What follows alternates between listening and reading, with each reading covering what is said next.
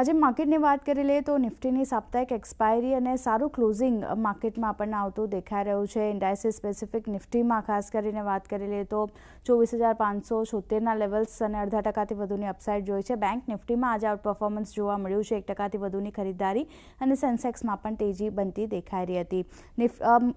Mid cap small કેપની વાત કરી લઈએ ત્યાં પણ એક તેજી સાથેનું કામકાજ જોયું છે, જ્યાં સ્મોલ કેપમાં આજે વધારે આઉટ પરફોર્મન્સ જોવા મળ્યું છે મિડ કેપ કરતાં, પણ બંને ઇન્ડાઇસિસમાં 0.5%થી વધુની અપસાઇડ સાથેનું ક્લોઝિંગ આવતું દેખાયું છે।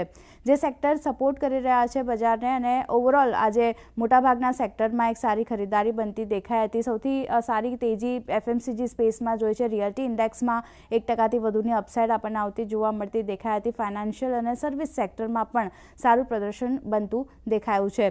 પણ જે વાત કરી લઈએ સ્ટોક સ્પેસિફિકની, જે વધ્યા છે નિફ્ટીના ફ્રન્ટ પર, ત્યાં જુઓ નેસ્લે ઇન્ડિયાનો કાઉન્ટર છે। સારી અપસાઇડ અહીંયા બનતી દેખાય છે, કારણ કે Q4માં ડબલ ડિજિટ વોલ્યુમ ગ્રોથ એક તો કંપનીએ હાંસલ કર્યો છે અને ₹5 પ્રતિ શેર ફાઇનલ ડિવિડન્ડની ઘોષણા પણ અહીંયાથી કરવામાં આવી છે। સારા નંબર્સના લીધે એક્શન છે।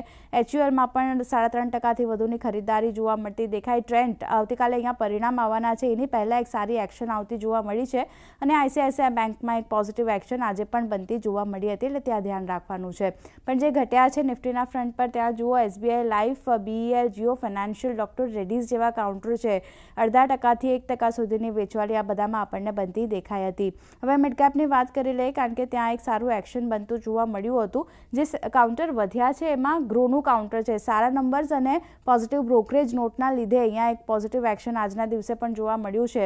ICICI prudential, AMC, LIC housing ફાઇનાન્સમાં પણ સારા નંબર્સનું રિએક્શન જોઈ રહ્યા છે અને EU સ્મોલ ફાઇનાન્સ બેંકમાં પણ બોર્ડ બેઠક થવાની છે, તે પહેલાં એક એક્શન પોઝિટિવ સાઇડની બનતી દેખાઈ હતી, એટલે ત્યાં પણ ધ્યાન રાખવાનું છે। પણ જે ઘટ્યા છે ત્યાં જુઓ પોલીકેબમાં થોડું ઘટાડો જોવા મળી રહ્યો છે। મેક્સ ફાઇનાન્શિયલ, ઓરેકલ ફાઇનાન્શિયલ બધામાં 1% થી લઈને 2% સુધીની વેચવાલી આપણને આવતી દેખાઈ રહી છે। પણ ઓવરઓલ વાત કરી લઈએ, એક સારું ખરીદારી આજે ઓવરઓલ માર્કેટમાં જોવા મળતી દેખાઈ રહી છે અને આગળ પણ આ તેજી આગળ વધતી જોવા મળી શકે તેવા સંકેતો બની રહ્યા છે।